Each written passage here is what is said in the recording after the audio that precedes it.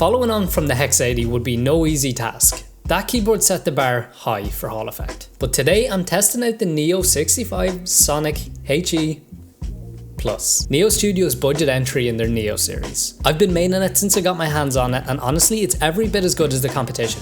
Maybe even better, and it comes in $60 cheaper. As with all my reviews, let's run through the unboxing, starting with a nice minimally branded hardshell carry case, and there's no shortage of accessories either, starting with this combo keycap and switch puller tool, followed by some spare switches, a braided cable, a more traditional keycap and switch puller, and finally a tool for pulling out the internals. The Neo then comes snugly packed in a plastic sleeve as well as plastic shrink wrap, and this entire package comes in at just $115. Hardshell carry casing is usually reserved to the mid to high tier keyboard, so I was really impressed to see it included here. Design wise, it carries the iconic Neo look with sharp sculpted body lines and a brass backweight stamped with the Neo logo. As soon as you pick it up, you'll notice it's roughly 1.5 kg weight, and in its smaller footprint it really feels like a super solid premium bit of kit. It's milled from CNC aluminium with that external brass weight as well as a couple of internal weights, so it's no wonder it feels so nice. Its low 17mm front height provided an 8-degree typing angle that felt comfortable both gaming as well as general typing. In terms of the actual features the Neo65 Sonic HE Plus is packing, well, let's start with the layout, and it's a non-exploded 65% ANSI only layout. Many people swear by 65% for gaming, and for first person shooters like CS2, I do agree, though the function row is really handy on games like Minecraft. It is in fact wired only via the sunken USB-C port centrally located on the back edge, and this is to be expected with Hall effect, so I've got no problems with that. One of the more notable things about the Neo is the full RGB backlight, and yeah, it's pretty clearly vibrant, and there's no other strips of lighting around the case, which is pretty refreshing, and I think bridges the gap between Hall effect and full custom keyboard in this really custom looking Neo case. That brings me nicely onto stock inclusions, starting with keycaps. On first impression, before I powered the keyboard on, I thought I was getting a regular white on black set, but it quickly became clear that you're actually getting a translucent black keycap set that let the backlighting shine through. I've noticed a trend with a lot of HE keyboards doing this lately, and I think it's a nice homage to the gaming roots of the keyboard, but I'd love to see some regular, more tasteful sets that would make at least this keyboard a complete gaming sleeper, because you wouldn't be able to tell it's HE otherwise. Besides that, I'm also really not a fan of these legends. Again, I get it, it's a nod to the gamery aspect of the keyboard, but it's just not for me. Moving on to switches, and the board ships with Owlab's new Nova switches. These are a box style Hall effect switch with 3.3mm total travel and require about 50 grams of force, making them slightly light to more of a mid-force switch. Now, like the Hex 80, I was kind of hoping this board would ship with Owlab TI switches, and just in terms of sound, I don't think these Nova switches are just as good. They produce an overall really light clacky sound profile that definitely isn't bad, but it just doesn't compare to the TIs in my opinion. Those have more of a full sound that I really doubt you could tell are magnetic at all, but I do feel like these switches have that distinct HE sound to them, though extremely minimal and probably better than the majority of other HE keyboards I've tried recently. With all that being said, it's time to play the sound test, and I will include a snippet from the Hex 80 for comparison.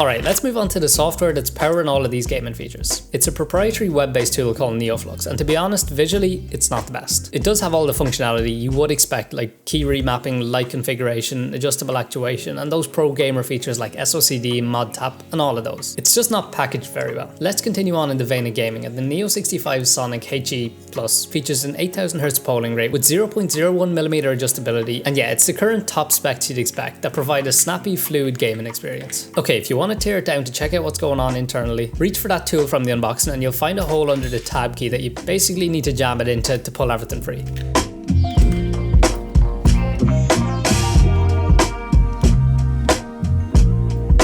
That'll reveal 2 layers of case foam, and taking a step back, it comes with a carbon fibre plate and a hot swappable PCB. The gasket mounting solution provided a lot more flex than I even thought was possible for HE. So, coming in at $115, this is without a doubt my new favourite pick for an affordable Hall effect keyboard. If you're in the market for a new keyboard and you're looking at the likes of Wooting, I would honestly say save yourself some money and just get this instead. I still wish it did ship with Owlab TI switches, and the stock keycaps aren't really my thing, but when the design, the case quality and the overall typing experience are this good, those feel like minor compromises, if I'd even go that far. And hey, it is hot swappable, so you're more than free to pick up a set of TIs and swap them in. What really makes this keyboard stand out is how it blends that compact, custom inspired Neo design with the bleeding edge gaming features of Hall Effect for a budget price. You're not making a compromise here. It looks and feels like a premium custom keyboard, but it performs like the best gaming keyboards out there. For me, it's an easy recommendation. If you want to step into the Hall Effect world without spending Hex 80 or Wooting prices, this is the board to get. Simple as that. Okay, that's going to do it for my review of the Neo65 Sonic HE Plus. Don't know about the naming. If you enjoyed the video or found it helpful, consider dropping a like. And if you'd like to see more content like this, consider subscribing. If you've got any thoughts on the Neo, drop them in the comments. And as always, a big thanks to the people over at QWERTY Keys for making this video possible.